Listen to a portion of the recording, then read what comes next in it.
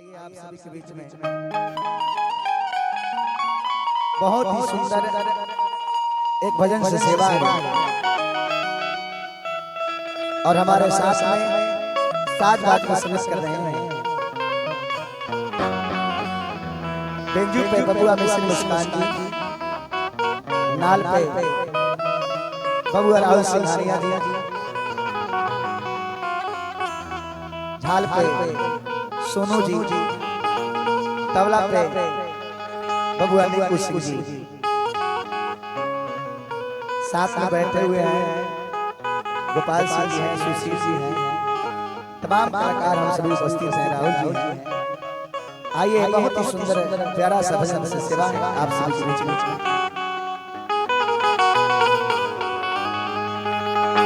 कि चली जा रही है उम्र धीरे धीरे, चली जा रही है उम्र धीरे धीरे, पल पल बाहर धीरे धीरे, पल पल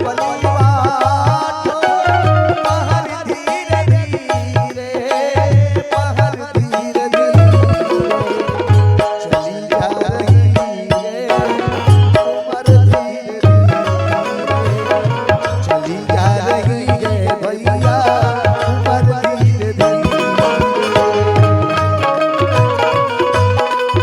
जय हो।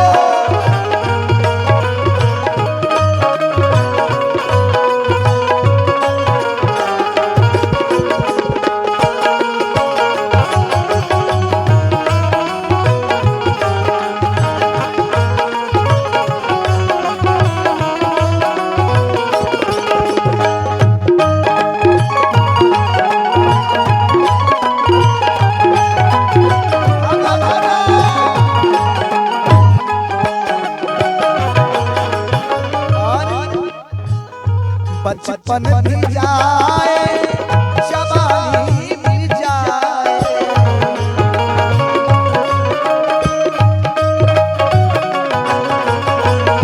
बचपन भी जाए जवानी भी जाए, जवानी भी जाए, बुढ़ापे का होगा असर धीरे धीरे, चली जा रही है भैया उम्र धीरे धीरे।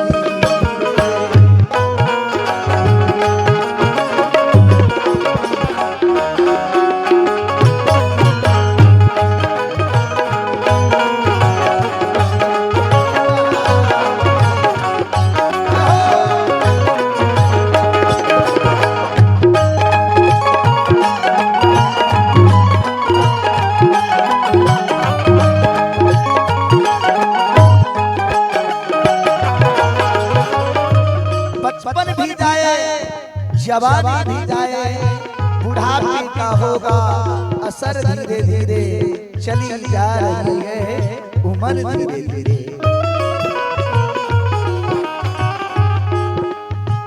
तेरे हाथ पाँव में पलना रहेगा,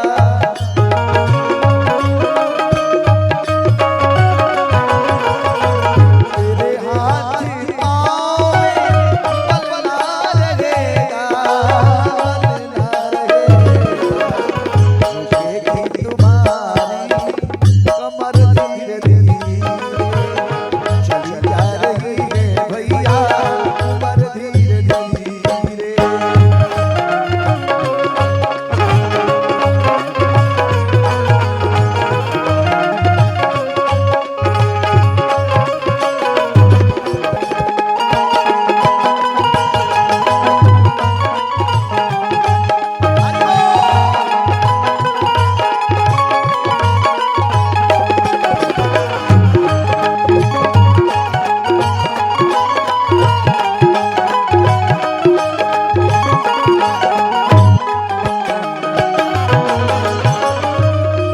तेरे हाथ पाँव में बल ना रहेगा, झुकेगी तुम्हारी कमर धीरे धीरे।